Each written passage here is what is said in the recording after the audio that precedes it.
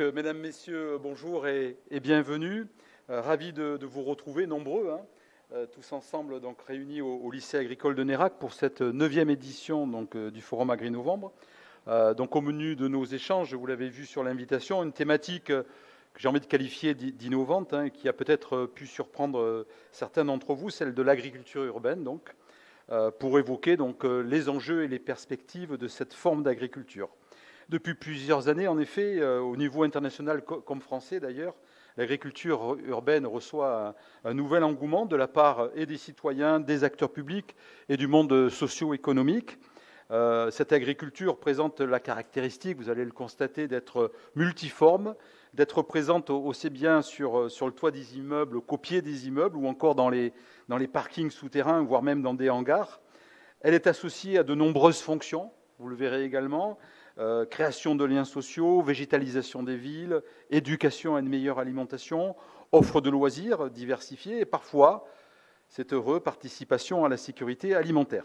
Alors s'il n'existe pas encore de définition au sens purement de la loi pour l'agriculture urbaine, sa reconnaissance progresse indéniablement et les pouvoirs publics avancent en proposant des définitions la plupart du temps suivant les différentes modalités de culture ou selon l'activité économique et sociale dominante. À l'occasion, vous le verrez également, à l'occasion de réflexions initiées pour développer une alimentation de proximité, de nombreuses collectivités territoriales s'engagent avec les acteurs institutionnels, professionnels et associatifs du territoire dans des démarches qui visent, dans beaucoup de cas, à l'émergence de projets alimentaires de territoire. Et souvent, à l'occasion de ces projets alimentaires de territoire, ils encouragent et soutiennent le développement d'une agriculture urbaine, voire périurbaine. Donc, à l'évidence, le phénomène ne peut plus être ignoré, tant les enjeux politiques et sociétaux sont multiples et d'importance. Et donc, cette édition, dans quelques minutes, sera ouverte par Isabelle Duvernois, que j'aurai l'occasion de vous présenter. Isabelle Duvernois, qui est chargée de recherche en géographie à l'INRAE, l'Institut national pour l'agriculture, l'alimentation et l'environnement. Et elle travaille depuis plusieurs années sur les liens agriculture-ville, avec des travaux sur l'agriculture périurbaine, les politiques agricoles et alimentaires des collectivités territoriales également. Donc après cette intervention de cadrage qui doit nous permettre de mieux appréhender ce que représente l'agriculture urbaine aujourd'hui, nous vous proposerons 2 temps d'échange. Un premier pour préciser et revenir sur les enjeux politiques et sociétaux de l'agriculture urbaine, et une seconde table ronde pour illustrer avec leurs initiateurs différentes formes d'agriculture urbaine et mettre en avant leurs dimensions innovantes. Donc cet après-midi d'intervention et d'échange se clôturera aux alentours de 17h.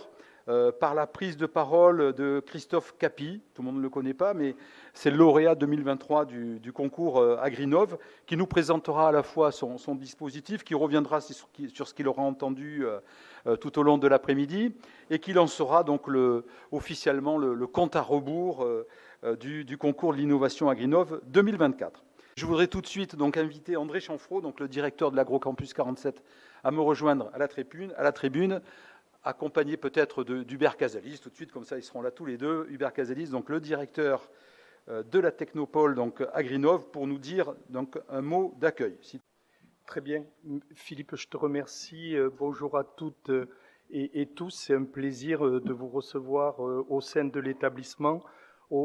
Très rapidement, l'Agrocampus 47, c'est 3 lycées, un à Tonnes, un à Nérac, un à Sainte-Livrade, un CFA départemental, qui a des formations du CAP au diplôme d'ingénieur par la voie de l'apprentissage, un centre de formation adulte, 3 exploitations, un centre équestre. Voilà, il faut savoir que dans le cadre de nos missions, il y en a une, c'est l'animation du territoire. Et donc, c'est de recevoir des événements comme ça dans nos établissements. Ça permet de créer du lien et c'est des supports pédagogiques intéressants pour nos élèves, pour les enseignants. Par exemple, hier, sur Sainte-Livrade, il y avait le forum de l'installation organisé par les jeunes agriculteurs. Ça a été un succès. Il y a quelques semaines, on a accueilli la conférence territoriale de la SAFER. Voilà, aujourd'hui, à Agri-Novembre. Et puis, il y a d'autres événements qui sont prévus. Très rapidement, sur l'Agrocampus 47, et plus particulièrement sur Nérac, Philippe, tu as parlé d'innovation. Il y a 3 points au sein du lycée. Il y a une option fauconnerie. Alors, c'est le seul établissement en France qui a cette option fauconnerie. Les élèves ont la possibilité de la prendre pour le bac et on a une vingtaine de jeunes qui suivent cette option et avec des professionnels qui interviennent régulièrement pour les former. On a 3 faucons. Voilà, c'est important que vous le sachiez. Vous regarderez la communication sur les réseaux sociaux. Il y a pas mal d'innovations. On vient d'ouvrir sur le site de NERAC une licence professionnelle numérique en agriculture, ouverte à des jeunes qui ont un bac+2, un BTS ou un autre cursus, parce qu'on voit bien sur les exploitations, quelles que soient les productions, l'évolution au niveau du numérique en agriculture. Et après un BTS, il est pertinent que nos étudiants puissent se former une année supplémentaire. Voilà, ça vient d'ouvrir, c'est fait avec Bordeaux Sciences Agro et Bordeaux Blanquefort. Et ensuite, pour terminer, sur les innovations, on est très impliqué au niveau de l'apiculture. Je vois Patrick Golfier qui est là, mais d'autres personnes. On a créé un groupement d'intérêt économique environnemental qui regroupe des apiculteurs et des producteurs de semences. Il y a tout un travail de cartographie qui a été fait.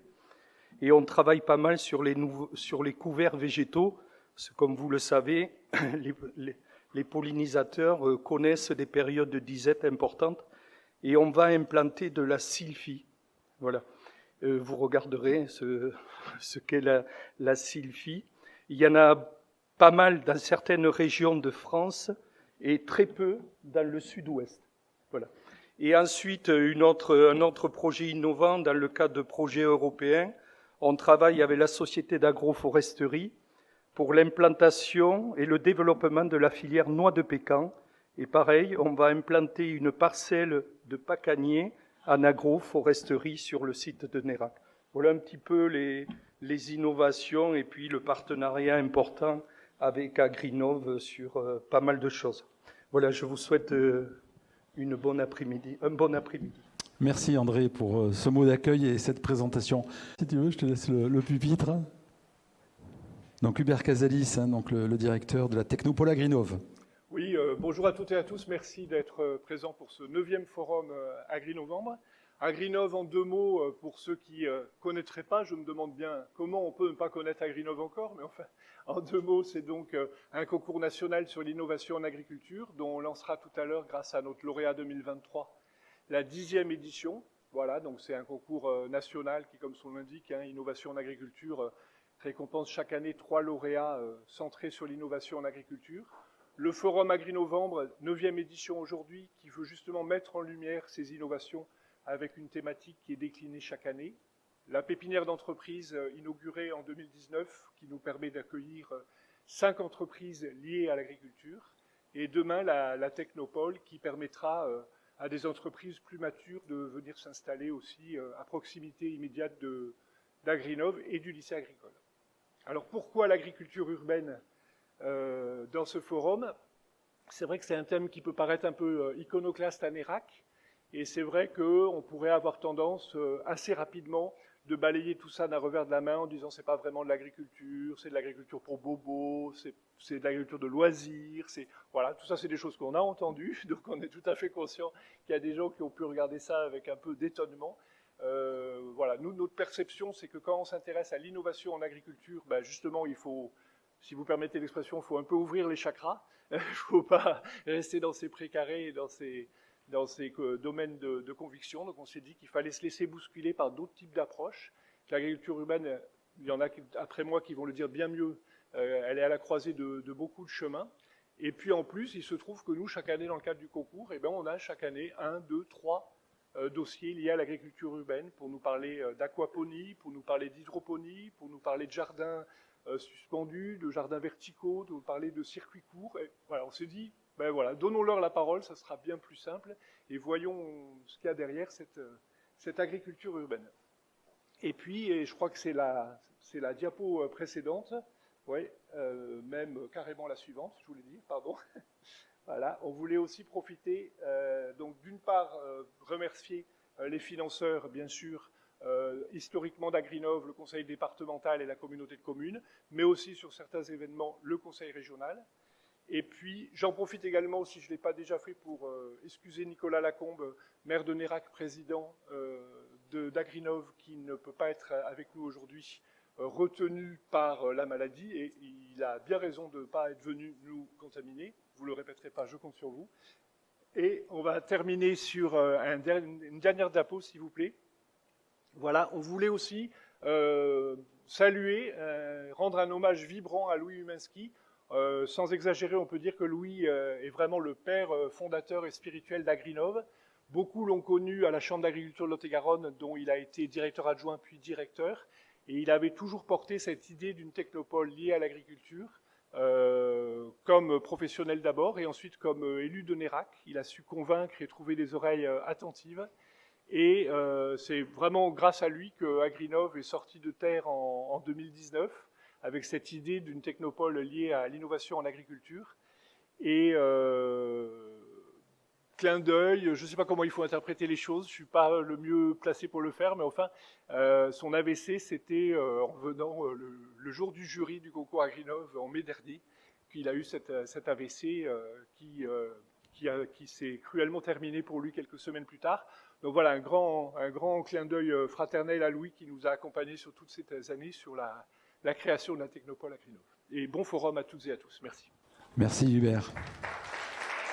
J'invite Isabelle Duvernois donc, à me rejoindre à la tribune, au pupitre. Isabelle, je le disais en introduction, hein, vous êtes chargée de recherche en géographie à l'INRAE, l'Institut donc, national pour l'agriculture, l'alimentation et l'environnement. Et vous travaillez, donc, et c'est ça qui nous intéresse, donc, depuis plusieurs années sur le lien agriculture-ville, avec des travaux sur l'agriculture périurbaine, les politiques agricoles et alimentaires des collectivités territoriales. Première question, Isabelle, peut-être pour engager cette présentation. Est-ce que à quand remontent les premières analyses scientifiques, on va dire, hein, pour décrire l'émergence de ce type d'agriculture ?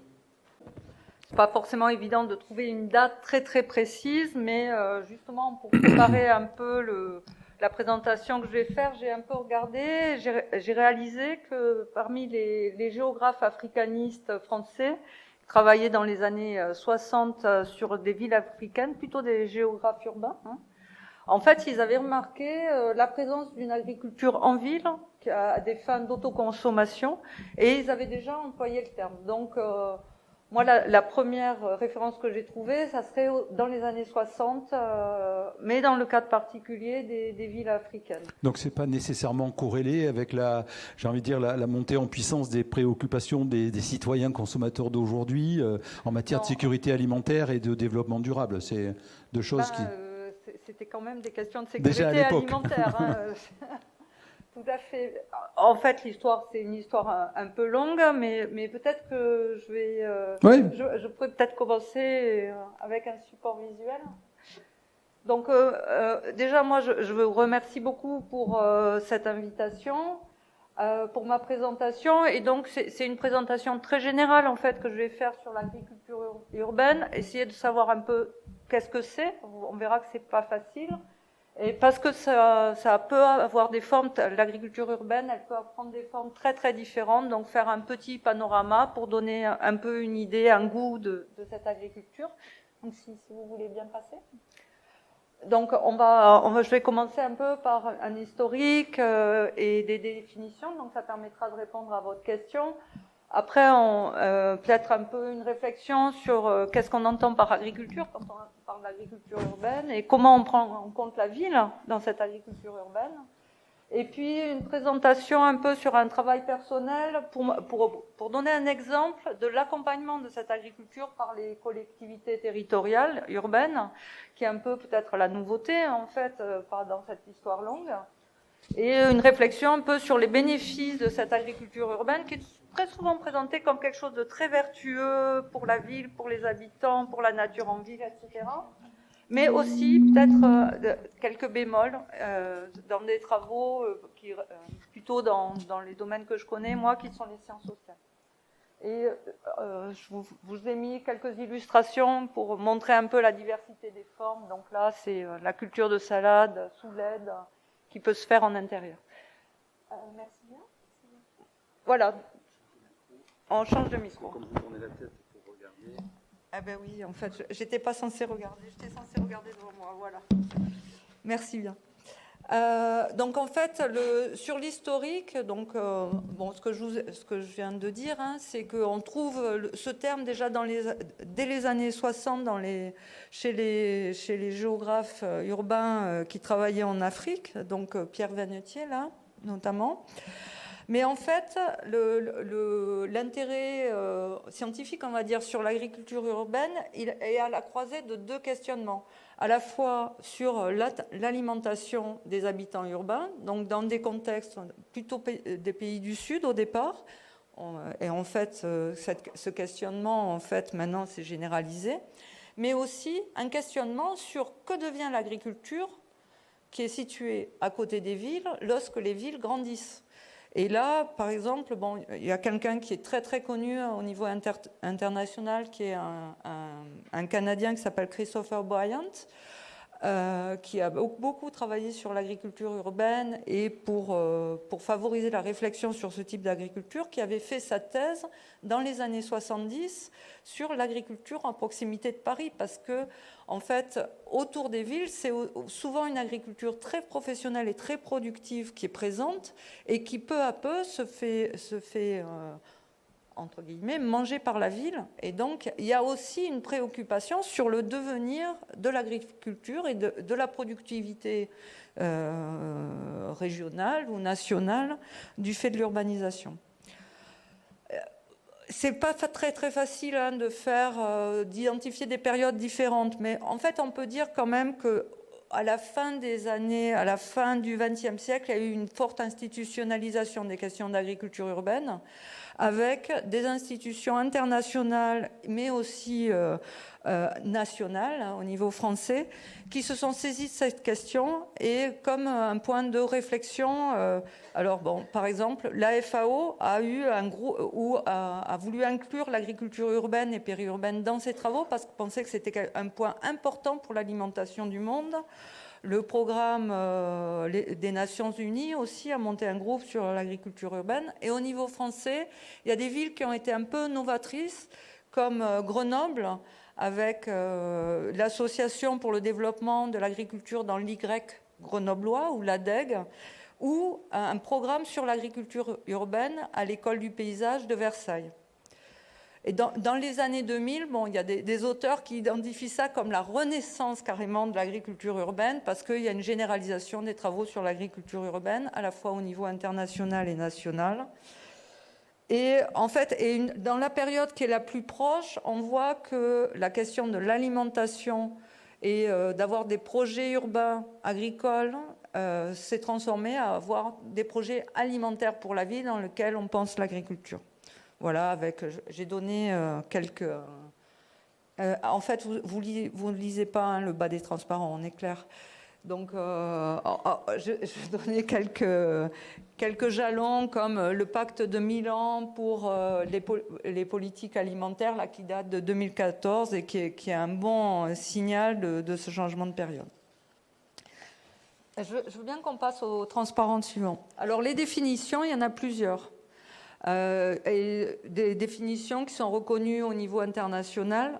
Je ne vais pas les lire ou les traduire, mais en fait, la définition la plus simple, par exemple, si on prend la définition de la FAO en 2022, l'agriculture urbaine, c'est d'abord, ils incluent les agricultures périurbaines dans la définition. C'est la production d'aliments, d'autres produits et des processus qui sont liés à ces productions qui prennent place dans les villes ou autour des villes. C'est une définition très très générale. Agriculture, production urbaine, c'est dans la ville ou autour des villes. Après, on voit qu'il y a des définitions qui sont quand même un peu plus complexes parce que c'est des définitions très générales, elles finissent par poser des problèmes.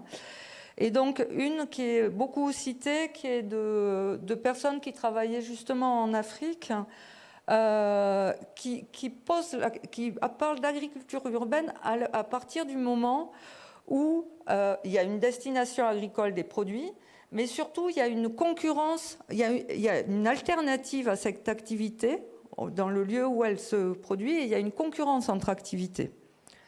Donc par exemple, ça permet de dire qu'une agriculture qui serait comme une agriculture rurale ou qui pourrait, ou un endroit même urbain où on ne pourrait pas faire autre chose que de l'agriculture, ça ne fait pas forcément de l'agriculture urbaine. Et après, d'autres définitions qui sont en fait celles qui sont, dès qu'elles deviennent un peu plus poussées, insistent sur un point, c'est que cette agriculture doit s'insérer dans l'écosystème urbain, elle doit apporter des services à la ville, ou elle doit retirer quelque chose de la ville, ou elle doit céder de son implantation dans la ville. Donc, ce sont des définitions qui insistent, par exemple, sur les liens fonctionnels réciproques entre l'activité et la ville. La ville, elle va apporter des ressources. Par exemple, dans le cas d'une économie circulaire, on va réutiliser par exemple des déchets urbains pour aider à la production. Donc, en fait, vous voyez qu'il y a tout un gradient dans ces définitions. Et en fait, si on passe au transparent suivant, voilà. En fait, ces définitions, elles veulent embarquer beaucoup de choses, mais on voit qu'en fait, il y a aussi une reconnaissance que derrière le terme agriculture urbaine, il y a une diversité de formes. Et donc, certaines de ces définitions sont elles-mêmes des typologies parce qu'elles listent en fait la diversité des formes, ou dans certains cas, il y a une adaptation de la définition ou un resserrement ou un focus sur des formes très très spécifiques. Donc en fait, on voit par exemple, il y a des définitions générales. Donc la définition du rapport Bernard, lui voit 3 formes d'agriculture urbaine en France. Une agriculture urbaine qu'il appelle professionnelle, une agriculture urbaine qui est basée sur l'insertion et dont une de ses finalités, c'est l'insertion par l'activité économique, ou peut-être la finalité majeure de cette activité, et les jardins associatifs urbains. Donc, c'est une définition qui paraît large, mais en fait, elle laisse de côté certaines formes d'agriculture urbaine. Et la définition, en fait, la typologie la plus large est celle que propose Namias et Le Carreau, donc, qui en fait examine les pratiques agricoles ou les pratiques productives qu'ils rencontrent et en rendent compte d'une diversité. Je veux bien que vous montriez le transparent suivant. Donc en fait, eux, ils identifient une variété de lieux où peut se pratiquer cette agriculture, donc de lieux très très urbains ou de lieux dans les interstices urbains qui s'appellent la frange urbaine, ou des lieux périurbains, et des formes d'agriculture très très différentes, enfin des formes plutôt de production très différentes, puisqu'ils vont inclure les jardins privés qui sont en général oubliés quand on parle d'agriculture urbaine, puisque l'accent est mis beaucoup sur les jardins communautaires, des formes d'agriculture de loisirs, par exemple avoir quelques chevaux, une agriculture interstitielle dans les marges urbaines et une agriculture en circuit long ou en circuit court. Je veux bien que vous reveniez au transparent précédent. Donc voilà, il y a des définitions qui sont plutôt des listes en fait générales et très inclusives. Et il y a des définitions par contre qui sont plus fines, qui focalisent sur une question ou une approche. Donc par exemple, dans une étude sur la durabilité de ces systèmes, les auteurs qui s'appellent Goldstein et collègues, en fait, ils ont considéré différents types de localisation par rapport au bâti. Est-ce que c'est dans le bâti ou est-ce que c'est hors du bâti? Et d'ouverture sur l'environnement. En gros, est-ce que c'est sous serre ou est-ce que c'est pas sous serre pour étudier la durabilité des systèmes. D'autres auteurs en sciences sociales, eux, se posent plutôt des questions. C'est les personnes qui se lancent dans cette activité, quelles sont leurs références, en fait, quelles sont leurs valeurs. Et donc, du coup, ils vont identifier des formes d'agriculture suivant un principe différent. Donc, je veux bien que vous alliez 2 transparents en avant. Voilà, pardon, c'est un peu compliqué. Donc là, vous voyez, par exemple, la première typologie, c'est vraiment sur les formes physiques de l'activité qu'elles sont réalisées.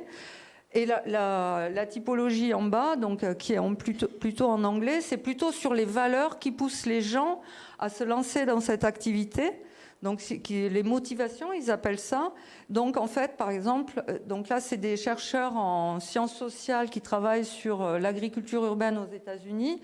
Ils voient qu'il y a des formes qui sont très, très radicales, en fait, de contestation du système social ou des inégalités sociales, des formes entrepreneuriales et des formes plutôt qu'ils appellent écocentriques, avec des préoccupations plutôt en termes de durabilité. Donc, ce que je vous ai montré là, c'est qu'il y a vraiment, dans les définitions, il y a des accents qui sont mis sur différentes choses, et pour rendre compte des diversités de formes d'agriculture, là aussi, ça dépend un peu des points d'entrée. Et les points d'entrée ne vont pas être les mêmes si on s'intéresse à la durabilité de cette agriculture ou sur finalement les valeurs sociales qui sont portées par ces formes d'agriculture.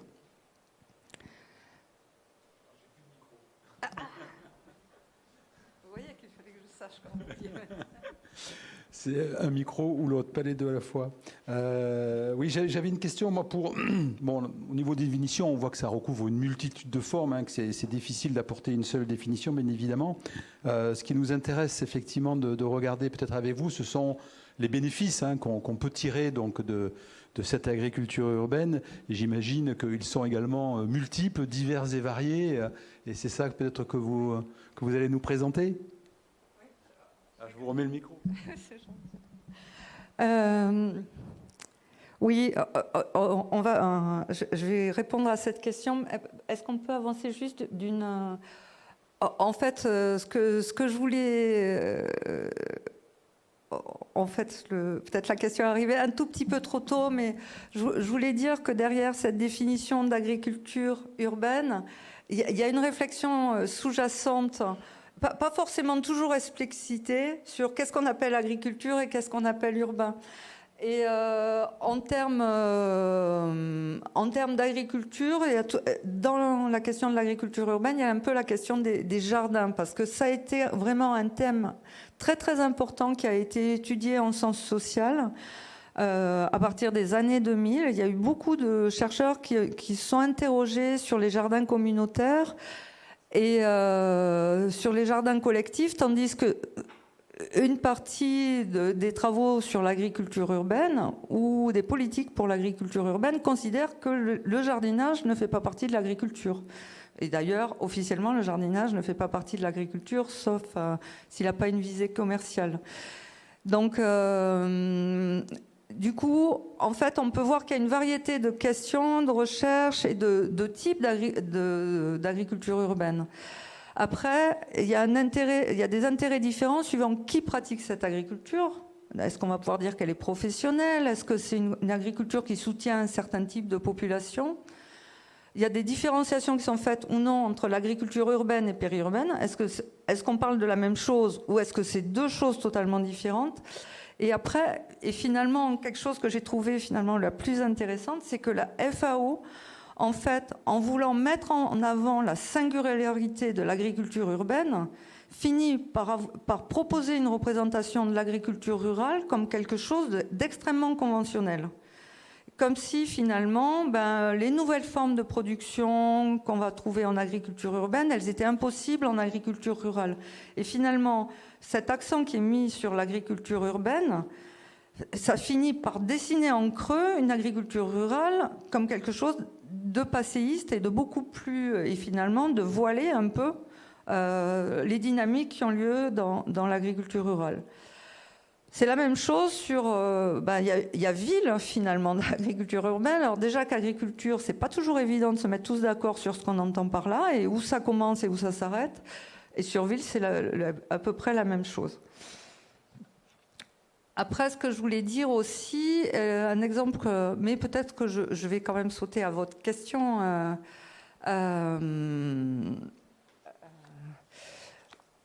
Vous pouvez avancer de deux... Voilà, vous me demandez quels sont les intérêts, pourquoi s'intéresser à l'agriculture urbaine. Donc en fait, ce que je vous disais, c'est qu'il y a, dès le départ, il y a 2 points d'interrogation. Un premier point d'interrogation, c'est il y a une agriculture autour des villes, quand les villes s'étendent, voire dans les villes, ben, qu'est-ce qu'elle devient? Et qu'est-ce qu'on perd en laissant les villes s'étendre sur des espaces qui étaient agricoles? C'est une grosse préoccupation en France depuis 20 ans. Mais c'est une préoccupation aussi au niveau mondial. Et finalement, on a tendance à penser que l'agriculture qui se perd autour des villes, par l'extension des villes, c'est pas grand-chose. Mais en fait, quand on commence à regarder les statistiques, ben, ce n'est pas si négligeable que ça, quoi.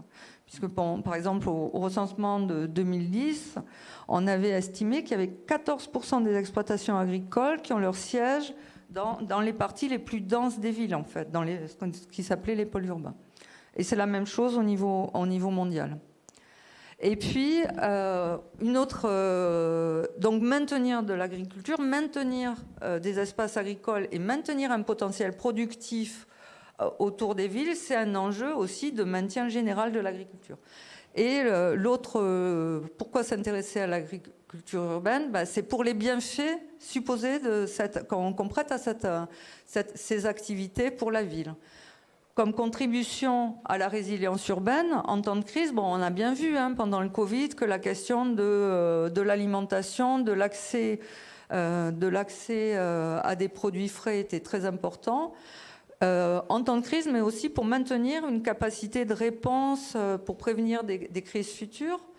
Pour la multifonctionnalité qu'offre cette agriculture, et notamment en termes de services écosystémiques, de production, de régulation socio-culturelle, et aussi parce qu'elle contribue à la durabilité globale du système alimentaire en permettant qu'une partie de l'alimentation soit produite en proximité avec un impact environnemental moindre. Si vous pouvez avancer d'un transparent. On trouve beaucoup de travaux sur les bienfaits de l'agriculture urbaine. Je vais pas les détailler, bien sûr, les transparences à les dispositions de qui veut. Avec de plus en plus d'intérêt qui est mis actuellement sur les questions environnementales et pour la ville et pour le changement climatique en ville, la réduction, par exemple, la réduction des îlots de chaleur urbains, mais aussi le contrôle que peut permettre la présence d'espaces agricoles comme zone tampon par rapport à des phénomènes d'inondation. Et donc en termes environnementaux, en termes alimentaires évidemment, mais aussi par rapport à la vie collective en ville et ce qu'on appelle l'habitabilité de la ville en termes de justice alimentaire, mais aussi de justice environnementale par rapport aux habitants, en termes de revenus, le développement de nouveaux métiers, aussi en termes économiques. Les économiques, ça peut permettre sur l'alimentation de liens sociaux, d'autonomie, de liens à la nature. Donc, en fait, il y a beaucoup de travaux très positifs, en fait, qui soulignent les bienfaits potentiels que peut apporter le maintien d'une agriculture ou le développement d'une agriculture en ville. Et il y a quand même moins de travaux, mais des travaux qui sont un peu plus critiques sur l'engouement autour de l'agriculture urbaine. Et je veux bien que vous passiez un transparent. Et donc là, c'est des travaux en sciences sociales qui ont beaucoup insisté sur les jardins potagers urbains, donc les jardins collectifs. Donc ces travaux, donc comme je vous le disais, il y a eu beaucoup de travaux il y a encore beaucoup de travaux sur les jardins potagers urbains en France, mais aussi beaucoup à l'international, notamment aux États-Unis. Il y a une diversité de formes de ces jardins. Bon, je passe. Un investissement du jardinage par les habitants comme activité, mais qui est un investissement aussi politique pour ces personnes-là, pour se réapproprier la ville et se réapproprier en fait l'aménagement, le devenir de la ville, pouvoir décider de ce que va devenir une parcelle urbaine, la création de communs alimentaires, des questions de justice alimentaire. Donc, bon, plein de bénéfices pour les habitants, comme je disais. Mais il y a quand même des travaux critiques qui disent que, en fait, tout ce phénomène de jardinage urbain c'est quand même une sorte d'instrumentalisation. Certains auteurs parlent de disciplinarisation habitante, parce que en fait, les jardiniers, leur pouvoir de décision, il n'est pas total. Et puis, on sait que dans l'histoire des jardins urbains, notamment des jardins ouvriers, il y avait quand même une dimension de il vaut mieux qu'ils jardinent plutôt qu'ils fassent d'autres choses, par exemple qu'ils aillent au café, etc. Donc, une deuxième critique, c'est que derrière cette idée que les gens ils vont devenir plus autonomes dans les décisions qu'ils vont prendre ou dans leur activité, et qu'ils vont aider à changer le système alimentaire, c'est que ça fait reposer sur les habitants et sur des individus des changements de système, en fait, qui doivent être pensés à une autre échelle. Et par exemple, la lutte contre la malnutrition ne peut pas être juste être le fait du bon vouloir des habitants, surtout des plus pauvres. Et je crois que c'est fini.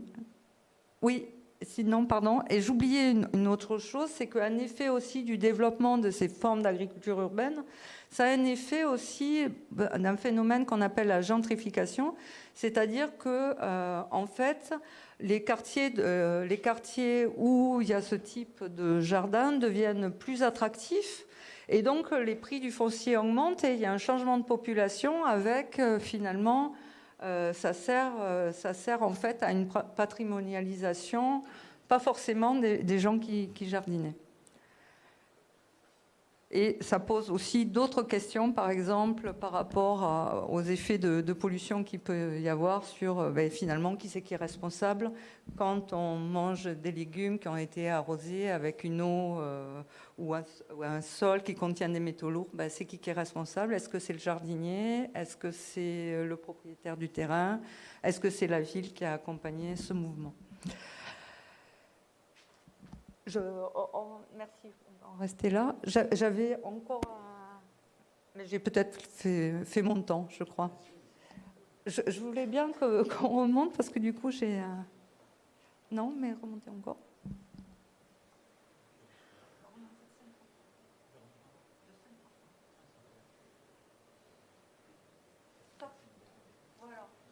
Et en fait, du coup, j'ai dû changer un peu le plan, mais je voulais dire aussi que cette agriculture urbaine, elle est urbaine, pas uniquement par son localisation, mais aussi par l'accompagnement que font les collectivités urbaines en faveur de cette agriculture. Donc là, c'est une chronique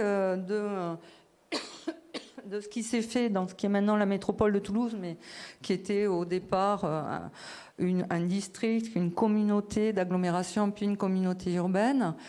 Et en fait, on voit que c'est pas récent, cette chronique, on l'a fait remonter à la fin des années 90.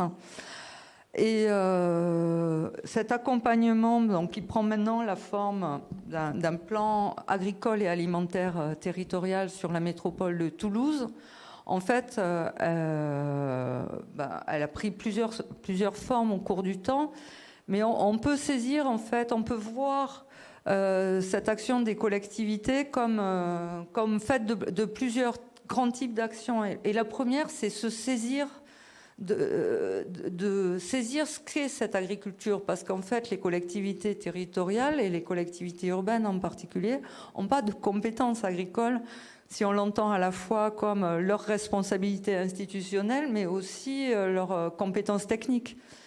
Et donc, ça passe par toute une phase de cartographie, de diagnostic qui sont faits souvent avec les chambres d'agriculture ou des organismes ou des associations qui sont du secteur agricole ou qui savent parler du secteur agricole. Après, c'est se saisir de l'agriculture, c'est-à-dire à la fois, par exemple, Toulouse Métropole, ils ont fait un travail juridique sur les compétences des métropoles pour savoir à partir de quelles compétences ils peuvent travailler sur l'agriculture. Et du coup, quelles compétences pour l'action? Et puis comment... en fait, ils ont décidé d'avoir des actions, de tester leur capacité d'action sur l'agriculture en ayant des sortes d'espaces tests pour installer des maraîchers, pour maintenir une plaine agricole, comment faire pour maintenir une plaine agricole qui va pouvoir accueillir de nouveaux maraîchers ou des fermes pédagogiques.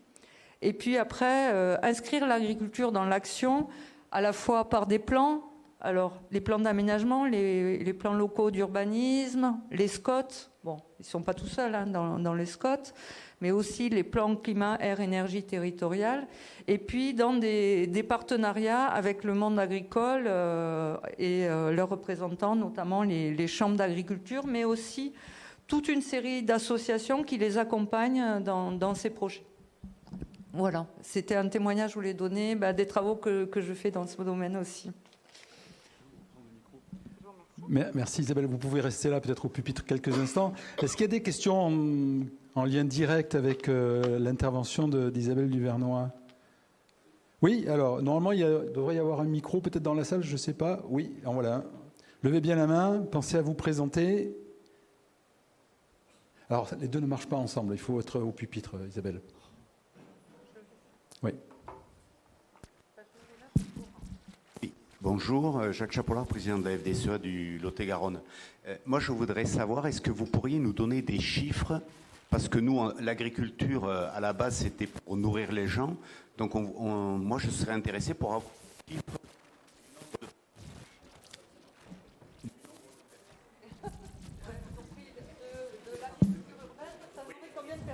Personne, ça fait pour le nombre de personnes que ça nourrit.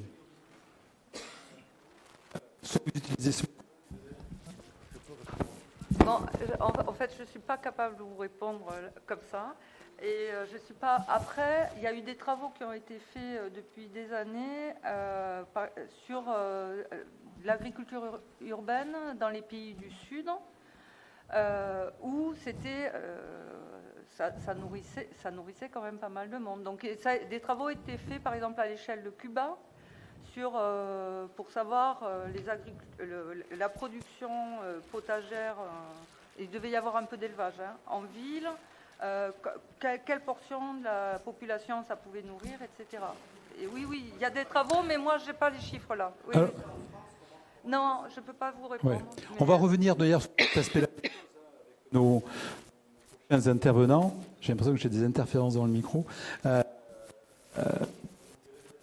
La fonction productive est peut-être pas la fonction prioritaire quand on parle d'agriculture urbaine et qu'il y a d'autres bénéfices, évidemment. D'autres questions? Je crois qu'il y avait plus. Voilà. Ça devrait marcher.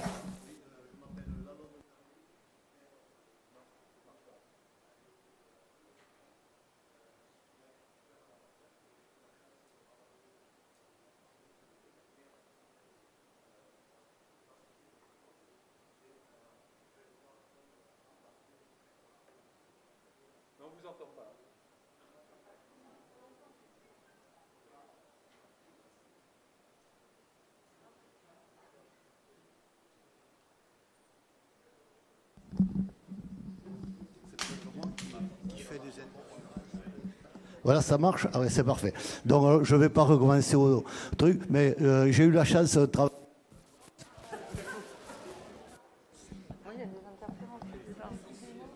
Ça marche, allez, c'est revenu. Donc, dans une entreprise semencière qui s'appelle la société Close, qui est spécialisée dans les légumes.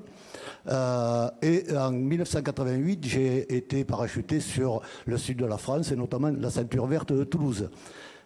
Où, quand je suis arrivé, j'avais un revendeur sur la ceinture verte à Aucanville, et nous avions 800 producteurs sur la ceinture verte dans les 30 communes que vous avez à peu près citées autour de Toulouse. Et quand j'ai quitté l'entreprise Close en 2012, il en restait 17. voyez, de 800 en 1988, 17 vrais professionnels. Après, il y avait des petits maraîchers, tout petits, mais des gens qui... Voilà. Donc, l'évolution sur Toulouse, c'était celle-là. 800 et 17, 30 ans après. Voilà.